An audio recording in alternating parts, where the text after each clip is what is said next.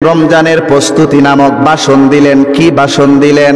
আমার নবী আবার বলতেছেন, শুনো, তোমাদের কাছে অসংখ্য কল্যাণ আর অসংখ্য বরকত নিয়ে একটা মাস আগমন করতেছে। যেই মাসে কেউ যদি একটা নফল নামাজ ইবাদত করেন, একটা নফল ইবাদতের কারণে আল্লাহ একটা ফরজের সমপরিমাণ সওয়াব দান করে দিবেন। আল্লাহ রাসূল আরো ভাষণ দিলেন, ও আমার সাহাবীরা শোনো, তোমাদের মাধ্যমে আমার যত উম্মতে মুহাম্মদী এই দুনিয়ার বুকে আগমন করবে সবাইকে আমি জানিয়ে দিলাম। আল্লাহর নবী আমাদেরকে বললেন, কেউ যদি একটা ফরজ ইবাদত করে রমজান মাসে, আল্লাহ রাব্বুল আলামিন 70টা ফরজের সমপরিমাণ সওয়াব দান করে দিবেন।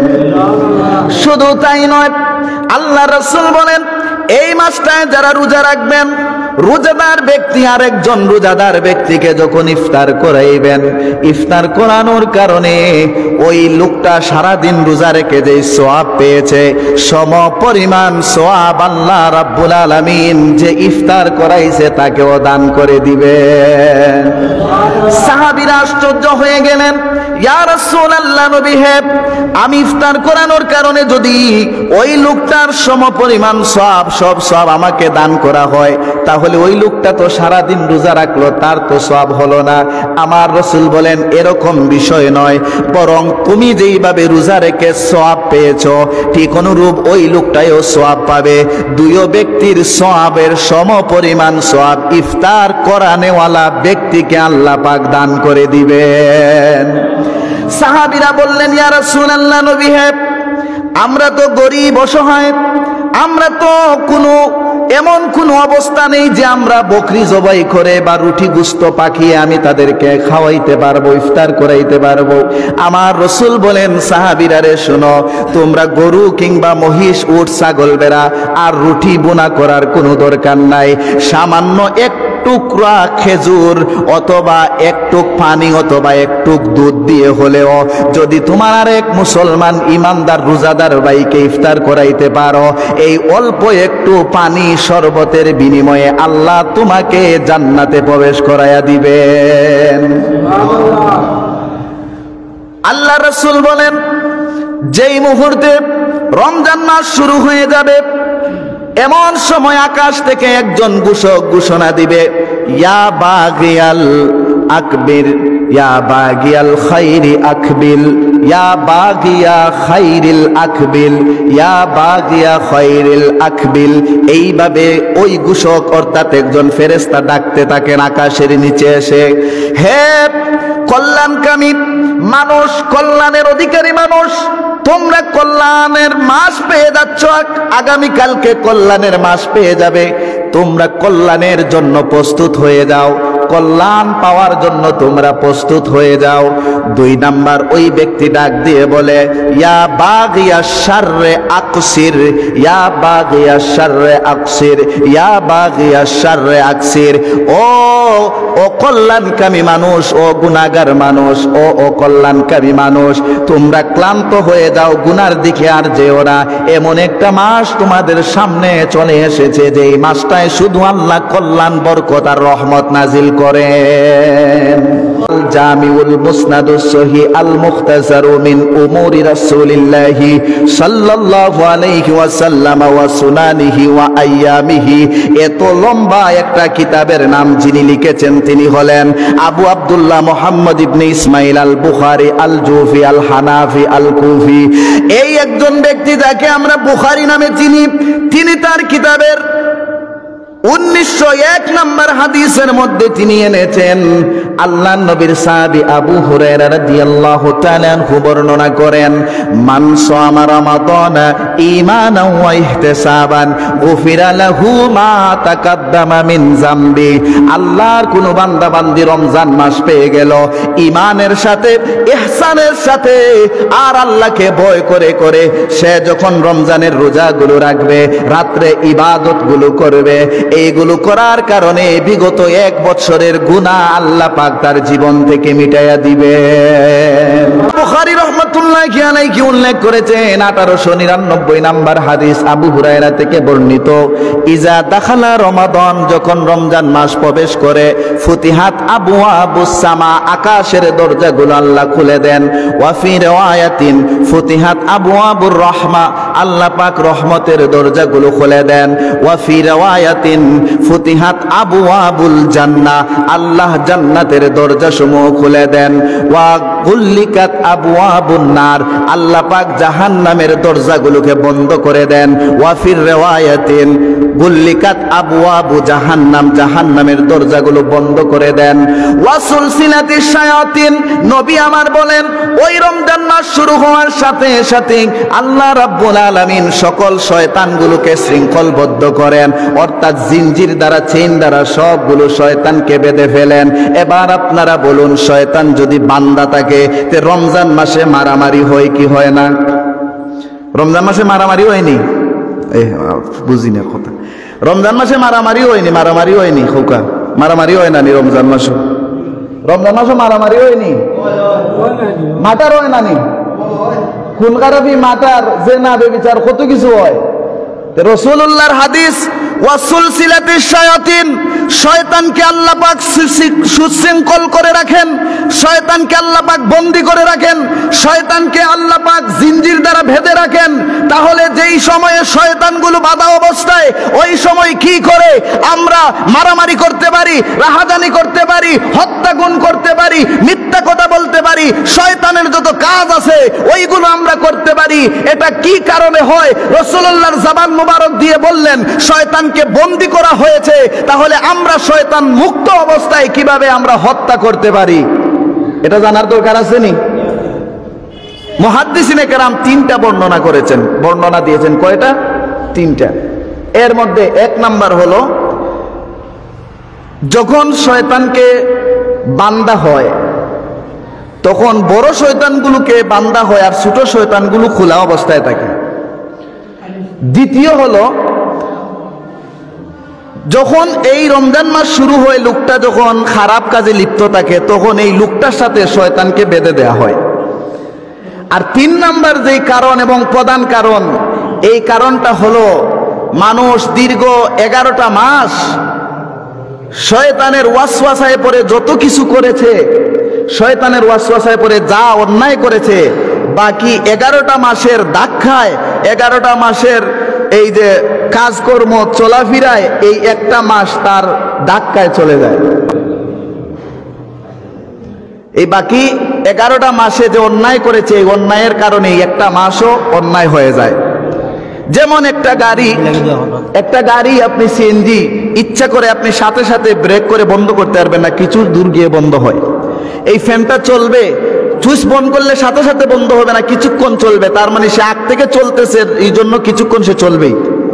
ঠিক অনুরূপ ভাবে 11টা মাস আপনি অন্যায় করলেন, অপরাধ করলেন, 11টা মাসের যেই ওয়াসওয়াসাগুলো, শয়তানিগুলো আপনার অন্তরে জমা হয়েছে, এই একটা মাস, এই 11টা মাসের ধাক্কায় চলে যায়। এই জন্য মুহাদ্দিসিনে কেরাম বলেন, শয়তান বান্দা থাকা অবস্থায় মানুষ অন্যায় করে, অপরাধ করে।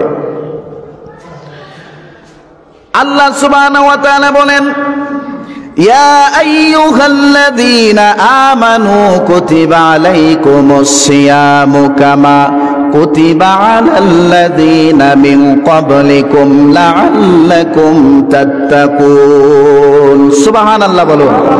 আল্লাহ রাব্বুল আলামিন বলেন, হে ঈমানদারেরা, লক্ষ্য করার বিষয় হলো, আল্লাহ পাক ডাক দিতে পারতেন ইয়া আইয়ুহাল মুসলিমুন, আল্লাহ পাক ডাক দিতে পারতেন ইয়া আইয়ুহাল কাফিরুন, আল্লাহ পাক ডাক দিতে পারতেন ইয়া আইয়ুহাল মুনাফিকুন। আল্লাহ পাক স্পেশাল করে ডাক দিয়ে বললেন ইয়া আইয়ুহাল্লাযীনা আমানু, ঈমানদারেরা, ঈমানদারেরা, ও ঈমানদারেরা, তোমাদের উপর কুতিবা আলাইকুমুস সিয়াম, আমি আল্লাহ রোজাকে ফরজ করেছি। যিনি রোজা ফরজ করেছেন, জবান খুলে বলুন তিনি কে? আল্লাহ পাক রোজা ফরজ করেছেন। সাহাবায়ে কেরাম জিজ্ঞেস করলেন, ইয়া রাসূলুল্লাহ, রোজা কি শুধু আমাদের উপরই আল্লাহ ফরজ করেছেন? আল্লাহর রাসূল বলেন, না না না, কখনো নয়, বরং তোমাদের উপর যেভাবে রোজা আল্লাহ ফরজ করেছেন, কামা কুতিবা আলাল্লাযীনা মিন ক্বাবলিকুম, আদম নবী থেকে শুরু করে ঈসা রূহুল্লাহ পর্যন্ত যত নবী রাসূল দুনিয়ার বুকে এসেছেন, সবার জন্য, সবার উম্মতের জন্য, সব নবীদের জন্য আল্লাহ রোজাকে ফরজ করেছেন। সুবহানাল্লাহ। প্রশ্ন হয়ে দাঁড়ালো, কেন আল্লাহ রোজাকে ফরজ করলেন? এর উত্তর হলো লাআল্লাকুম তাত্তাকুন, যাতে বান্দারা মুত্তাকি হতে পারে, যাতে বান্দা আল্লাহকে ভয় করতে পারে, আল্লাহকে ভয় করতে পারে, আল্লাহর মুত্তাকি বান্দা হতে পারে। এই মুত্তাকি হওয়ার জন্য আল্লাহ রাব্বুল আলামিন আমার আপনার জন্য আল্লাহ রোজা ফরজ করেছেন। জোরে কি সুবহানাল্লাহ বলবেন না? এখন প্রশ্ন হলো, এই রোজা আমরা কয়টা রাখবো? একটা ঘটনা আনা হয়, 30টা রোজা আল্লাহ পাক ফরজ করেছেন। একদল মানুষ আল্লাহর এই বিধানকে, আল্লাহর এই আইনকে তারা পরিবর্তন করেছে। গরমের সময়ে রমজান মাস এসেছে, ওই লোকগুলো চিন্তা করলো আমরা রমজানে রোজা, এই গরমে রোজা না রেখে আমরা শীতের সময়ে রোজা রাখবো, আর এর কাফারা হিসাবে 30টা রোজার পরিবর্তে আমরা 40টা রোজা রাখবো। কয়টা রোজা? 40টা। 30টা গরমের সময় রাখার দরকার নাই, শীতের সময় আসলে আমরা 40টা রোজা রাখবো। পরবর্তীতে ওই এলাকার একজন বাদশা ছিল, ওই বাদশা অসুস্থ হয়ে গেল। বাদশা যখন অসুস্থ হয়ে গেল, তখন ওই লোকগুলা বলল, যদি বাদশা সুস্থ হয়ে যায় আমরা আরো 5টা রোজা রাখবো। কয়টা রোজা হয়েছে? 45টা। কিছুদিন পরে বাদশা মারা গেল, নতুন বাদশা আসলো, তাকে স্বাগত জানার জন্য তারা সবাই মিলে বলল আমরা আরো 5টা রোজা রাখবো। কয়টা রোজা হয়েছে? রাখতে পারে না 30টা, আর রাখবে কয়টা? এবার তারা বলল 50টা রোজা আমরা কিভাবে রাখবো, তার চেয়ে বরং রোজা আমরা ছেড়ে দেই, রোজা রাখার কোনো প্রয়োজন নাই। তারা আল্লাহর বিধানকে পরিবর্তন করে দিল। আমার আল্লাহ বলেন তোমরা রোজা রাখবে, কয়টা রাখবে? এটাও আমার আল্লাহ বললেন আইয়ামাম মাদুদাত, নির্দিষ্ট কিছু সময়, নির্দিষ্ট কিছু দিনে তোমরা রোজা রাখবে। সুবহানাল্লাহ। নির্দিষ্ট কেন বললেন? কারণ 29টা রোজা হতে পারে, আবার 30টাও হতে পারে। আল্লাহ চাইলে 29টা করেন, আবার চাইলে 30টা রোজা পূর্ণ করেন। এই জন্য আল্লাহ বললেন নির্দিষ্ট কিছু দিনের জন্য তোমাদের উপর আমি আল্লাহ রোজা ফরজ করলাম। আর হাদিস দ্বারা সাব্যস্ত রোজা হলো 30টা। কয়টা? 30টা। আযা দান করবেন, এই ব্যাপারে আল্লাহর নবী বলেন, আল্লাহর রাসূল সাল্লাল্লাহু আলাইহি ওয়াসাল্লাম আল্লাহর নূরের জবান মুবারকের কথা, আল্লাহর কথাগুলো আমার নবী জানিয়ে দিলেন। এটা হলো হাদিসে কুদসি, আস-সাওমু লি ওয়া আনা আজজি বিহি, আস-সাওমু লি ওয়া আনা উজজিয়া বিহি। দুইটা বর্ণনা। একটা বর্ণনা হলো বান্দা রোজা আমার জন্য রাখে, আমি এর প্রতিদান দান করব। আর একটা বর্ণনা, বান্দা আমার জন্য রোজা রাখছে, আমি স্বয়ং আল্লাহ তার জন্য প্রতিদান হয়ে যাব। আল্লাহ যদি বলেন আমি তোমার হয়ে গেলাম, তাহলে আমাদের আর কোনো ভয় আছে? এখন প্রশ্ন হলো, শুধু রোজার ক্ষেত্রে কেন আল্লাহ পাক বললেন যে আমি রোজার প্রতিদান নিজ হাতে দিব, অথবা আমি নিজেই রোজার প্রতিদান হয়ে যাব? এর একটা সুন্দর ব্যাখ্যা এসেছে। কারণ হলো, রোজা যে রোজাদার ব্যক্তি রাখবে, শুধুমাত্র এই ইবাদতটা আল্লাহর জন্য বান্দা রাখতে পারে। অন্যান্য ইবাদতের মধ্যে রিয়া আসতে পারে, অহংকার আসতে পারে। আপনারা চিন্তা করে দেখেন, অন্যান্য ইবাদতের সওয়াব কতটুকু হবে আল্লাহ জানিয়ে দিয়েছেন, কিন্তু রোজার সওয়াব, রোজা রাখলে কতটুকু সওয়াব এটা আল্লাহ জানাইয়া দেন নাই। যেমন 1 রাকাত নামাজ আদায় করলে জামাতে 70 রাকাতের সওয়াব আছে না নাই? আছে। আপনি নামাজ আদায় করতেছেন, পার্শ্ববর্তী লোকটা দেখতেছে আপনি ইবাদত করতেছেন, নামাজ পড়তেছেন। আপনি হজ করতে আল্লাহর বাড়ি গেছেন, মানুষরা দেখতেছে আপনি হজ করতে আল্লাহর বাড়ি মক্কা মুকাররমায় যাচ্ছেন। আপনি যাকাত দিচ্ছেন, মানুষ দেখতেছে আপনি যাকাতের কাপড় দিচ্ছেন। কিন্তু একমাত্র ইবাদত, যে ইবাদতটা হলো রোজা, এটা দেখার কোনো মানুষের পক্ষে সম্ভব নয়। সুবহানাল্লাহ। কারণ বান্দা যখন রোজা রাখে, ওই বান্দা রোজাদার অবস্থায় সে চাইলে ওই নদীর মধ্যে ডুবন্ত অবস্থায় পানির নিচে, পুকুরের নিচে সে পানি পান করতে পারে, দুনিয়ার কেউ দেখতে পারবে না। বান্দা চাইলে দরজা জানালা লাগাইয়া ঘরের ভিতরে খাবার খাইতে পারে, দুনিয়ার কেউ দেখবে না। বান্দা চাইলে দিনের বেলায় দূর একটা প্রান্তে, সুদূর প্রান্তে যেন মানুষ নাই, সেখানে গিয়েও সে খাবার খাইতে পারে। লক্ষ্য করুন বাবারা আমার, ওই বান্দার সামনে যখন প্রচন্ড গরমের কারণে ইফতারের আগ মুহূর্তে জিহ্বার কণ্ঠটা শুকিয়ে যায়, জিহ্বাটা বাহির হয়ে যায়, কত কষ্ট হয়।